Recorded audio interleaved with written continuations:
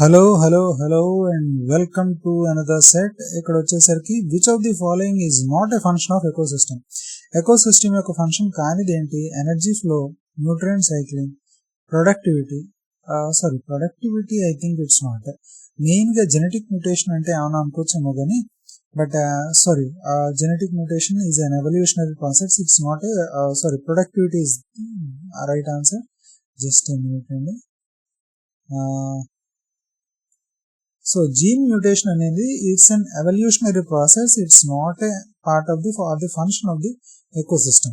So ఇక్కడ odd one out అనేది genetic mutation. The term ecological pyramid was coined by Charles Elton అండి.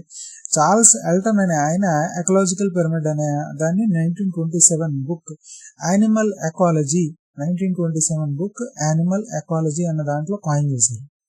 Animal ecology, ecological pyramid అనేది.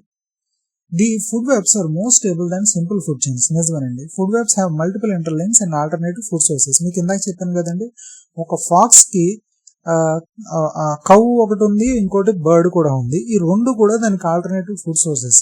So ఈ food webs అనేవి ఈ విధంగా తయారవుతాయి. So food webs shows the alternative food sources for that particular organism. So both A and R are true and R is correct explanation of A. Which of the following biogeographical zones of the India has the highest biodiversity? Highest biodiversity అనేది మీకు western Ghats లోనే ఎక్కువ ఉంటుందండి. ఎక్కువగా they have approximately more than 50% ఎండమిక్స్. 50% endemism అనేది ఈ western Ghats లో ఉంటుంది. సో అది ఒకటి గుర్తుపెట్టుకోవాలి. The number of global biodiversity hotspots are the I think 34 అనుకుంటుంది. 36 of the hotspots. Number of the global hotspot biodiversities, number of hotspots globally అండి. Out of మన దాంట్లో ఎన్ని హాట్స్పాట్స్ ఉన్నాయండి? ట్రాన్స్ హిమాలయన్ ఉంది, జస్ట్ మినిట్, రైట్, ట్రాన్స్ హిమాలయన్ ఉంది, Indo Burman ఉంది, సన్లాండ్ ఉంది, వెస్టర్న్ ఘాట్స్ ఉంది, రైట్. ఇంకా ఏమి హాట్స్పాట్ అంశం ఉన్నాయి మీకు చెప్పండి. సో మెయిన్ గా మనకి 4 హాట్స్పాట్స్ ఉన్నాయండి. ఆల్మోస్ట్ గ్లోబల్ గా వచ్చేసరికి 36 గ్లోబల్ హాట్స్పాట్స్ వచ్చేసరికి మన దాంట్లో 4 హాట్స్పాట్స్ ఉన్నాయి. ఇప్పుడు నేను చెప్పినట్టు Western Ghats, trans Himalayan, Indo Burman and Sundaland. 36 hotspots total గా. ఇవన్నీ 36 total hotspots 2.5% of the earth's land area అనేది కవర్ చేస్తూ ఉంటుందండి. ఎర్త్స్ ల్యాండ్ ఏరియాని కవర్ చేస్తూ ఉంటుంది 2.4%. Which of the following are the endangered endemic species of India? Lion-tailed macaque అనేది ఓకేనండి. పిగ్మీ హాగ్ ఇది అస్సాంకి వచ్చేసరికి మెయిన్ గా ఎండమిక్ స్పీసీస్ అండి, ఎండేంజర్డ్ కూడా. I think these two must be there. Let us see all of the endangered species. Hangul, Kashmir stag, ఇవన్నీ కూడా all of them are the endangered species అండి. Sacred groves in India represent traditional in situ conservation. ఇది ఆ local forest tribes వాళ్ళకున్న అవినాభావ సంబంధంతో, వాటి మీద ఉన్న ఒక నమ్మకంతో అక్కడ లోకల్ ట్రైబల్స్ ఈ సాక్రెడ్ గ్రోవ్స్ ని ప్రొటెక్ట్ చేస్తూ ఉంటారు. It's a traditional in situ conservation. అక్కడ ఉన్న జీవులను కానీ మొక్కలు కానీ అక్కడి నుంచి ఎక్కడికి తీసుకెళ్లట్లేదు, అక్కడే ఉంచుతున్నారు. Major causes of the man wildlife conflicts in India include main గా expansion of the agriculture land into forest areas and next one reduction of the prey base. ఈ రెండు ఉండడం వలన బోత్ A and C వల్ల ఈ major గా wild life conflicts అనేవి వస్తూ ఉంటాయి.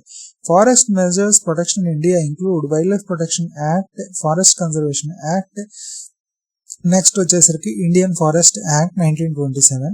ఇవన్నీ కూడా forest protection measures. 1, 2, 3. Afforestation and forest regeneration help mitigate climate change mainly by which is called as enhancing carbon sink capacity. Carbon sync అంటే carbon సిక్వెస్ట్రేషన్ అని అర్థం. ఎప్పుడైతే అఫారెస్టేషన్ చేశారో దాన్ని బట్టి కార్బన్ సిక్వెస్ట్రేషన్ పెరిగి బయోమాస్ అనేది పెరుగుతుంది, తద్వారా అట్మాస్ఫియర్ లో ఉన్న CO2 కూడా తగ్గుతూ ఉంటుంది. Next, which of the following is a correct match? Pyramid of numbers always upright కాదండి, ఒక్కోసారి డౌన్ కూడా ఉండొచ్చు. Pyramid of biomass can be inverted in aquatic ecosystems, which is very right. Pyramid of energy can be spindle shaped కాదండి, always upright. ఓకేనండి. All ecological pyramids are upright కాదండి. Ecological pyramids అన్నిటిలో కూడా pyramid of numbers up right ఉండొచ్చు, down right ఉండొచ్చు. Pyramid of energy, pyramid of biomass అనేది up right ఉండొచ్చు, down right అవ్వచ్చు. ఏదైనా పిరమిడ్ ఆఫ్ ఎనర్జీ మాత్రమే ఎప్పుడు అప్ రైట్ ఉంటుంది. ఓకేనండి. సో దాన్ని బట్టి చూస్తే కనుక పిరమిడ్ ఆఫ్ బయోమాస్ ఏదైతే ఉందో that is the can be inverted in the aquatic ecosystems in some method. The biogeographical classifications of the India into 10 zones was proposed by చెప్పండి ఎవరండి? Rogers and Panwar. వీళ్ళ ప్రకారం 10 జోన్స్ అనేవి డివైడ్ చేయడం జరిగింది. ఆ 10 జోన్స్ ఏంటో చెప్పండి. ట్రాన్స్ హిమాలయన్, ఓకే మళ్ళా రాద్దాం. Trans Himalayan,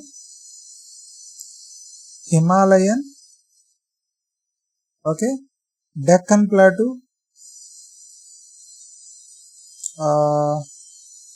western Ghats,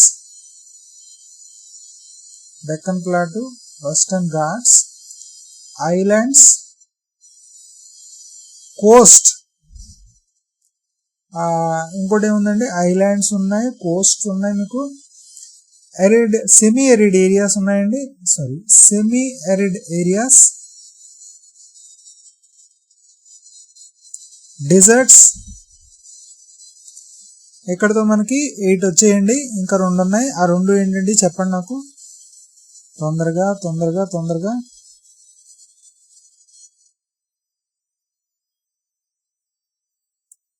Gangetic plain and north east.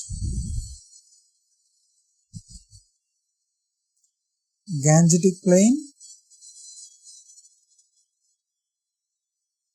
And north east. Okay, so దాన్ని బట్టే రాజర్స్ అండ్ పన్వర్ అనే వాళ్ళు చెప్పారు. Habitat fragmentation is a major threat to biodiversity.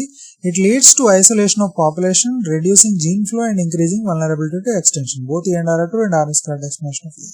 Which of the following is not an endangered species of India? దీంట్లో వచ్చేసరికి నాకు తెలిసి Indian peacock అనేది నాట్ అన్ ఎండేంజర్డ్ స్పీసీస్. ఇది నేషనల్ బర్డ్ ఉండొచ్చు కానీ but it's not an endangered species అండి. Okay, so let's move on. The role of the decomposers in an what do you call it as in an ecosystem includes ఏంటి main అంటే కనుక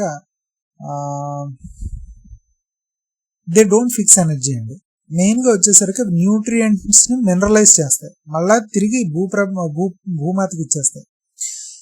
డెట్రిసిటీస్ని break చేస్తాయి, అంతేగాని they don't fix energy. Okay, so 1 and 3 are the right answers.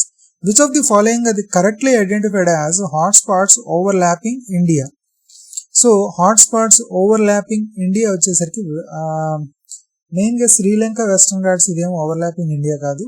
Himalayas overlap అవుతున్నాయి, Indo Burma overlap అవుతుంది, సండర్లాండ్ I think overlap అవుతుంది, but not I think western Ghats. But let us see how it is. The answer should be whatever is it, all 4 hotspots overlap India. Okay, all 4 hotspots overlap India, right? Western Ghats and the Sri Lanka, ivanni kuda they do overlap as the hotspots of the India. So 1, 2, 3, 4 are the right answers. Okay, right. ex-situ conservation is preferred when the species is critically endangered with very few individuals left in the wild. నిజమే, వైల్డ్లో కొన్నే ఉండి అవి protect చేసుకునే పొజిషన్లో లేనప్పుడు అటువంటి వాటిని అక్కడి నుంచి బయటికి తీసుకొచ్చేసి వేరే సెపరేట్ ఎన్వైరన్మెంట్ పెట్టి దాంట్లో పెంచుతూ ఉంటాం. Forest fires in India are often caused by shifting cultivation and the human negligence.